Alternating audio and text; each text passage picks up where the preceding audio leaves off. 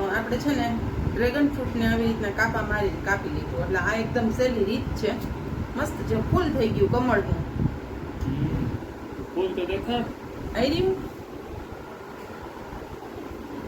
હવે આપણે એને સ્લાઇસમાં કટ કરી લેશું અને પછી આપણે બધાય ખાશું. કેવો મસ્ત કલર છે નહીં? Peach colour. બીજા કલર આવતા હશે ને યલો ને વ્હાઈટ આવે. વ્હાઈટ યલો હા વ્હાઈટ આવે. એમ આવે White. પિંક જોઈએ તો મળે. આ પિંક જ છે. એવું છે ડાર્ક પિંક છે. કલર એટલો મસ્ત છે. એટલું જ તમારું એનર્જી વધારે શરીરમાં. કવાનભાઈ કેવું ખાશે? અહીં રહ્યો આ સુધાર્યું ઈ. હા કહાનભાઈ જ ખાશે કા? કહાનભાઈ ને આજ ગાડી થોડીક પાટેથી ઉતરી ગઈ હતી થાકની.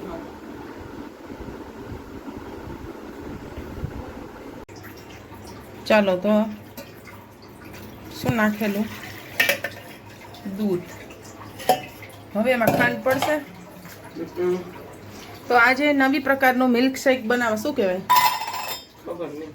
નામ કઈ નથી, નામ પછી રાખશું. બધા એકવાર બનાવ્યું એની પાછું નહીં બનાવવાનું, પોતાનું જ કંઈક બનાવો. હા અલગથી. આ તો કહાનભાઈ આજે એક નવું એક્સપેરિમેન્ટ લઈને આવ્યા છે.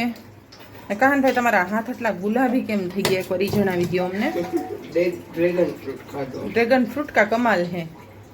તો અંદર શું નાખ્યું? આ સ્ટીક શેની છે? કઈ ચોકલેટ છે? ખબર નહીં. XYZ જે પણ હોય એ નાખી શકો તમારી પાસે. એવું છે તો ઓલું ઉપર સ્લાઈસ નાખશો અને અંદર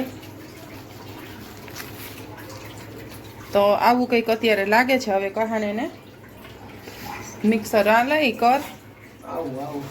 તો આની અંદર તમારી પાસે હોર્લિક્સ હોય તો હોર્લિક્સ, બોનવીટા હોય તો બોનવીટા, અને એ કાંઈ ન ભાવે તો કોફી.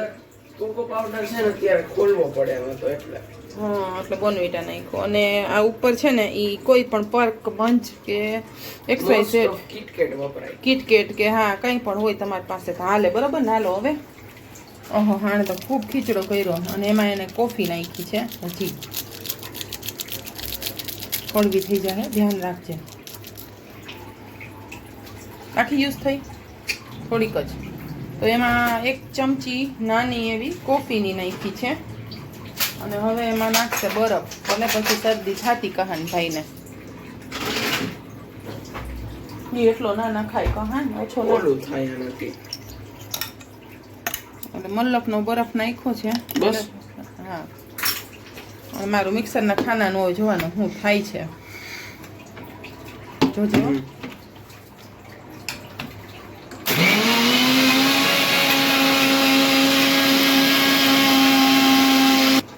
ચાલો તો હવે ખોલી લઈએ શું છે અંદર.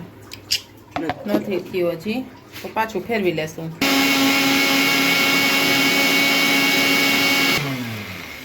તો હવે જોઈ લઈએ શું છે એમાં.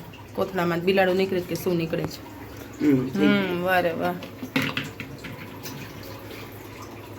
તો આવો છે જો એનો લુક. ઠીક શેક જેવું થઈ જાય ને. ઠીક. તો તારો સ્પેશિયલ નથી લેવો? હાલો હવે એને ગાર્નિશ કરશે તો આપણે જોઈએ કેમ કરે છે. તો ફાઇનલી કંઈક આવું કહાનભાઈ બનાવી લીધું છે. અહીંયા જોવો છો ને એને. વારે વાહ કહાનભાઈ. આવો કંઈક લુક છે એનો. આટલું વૈધું ન કહેવાય. હજી તું પીસ.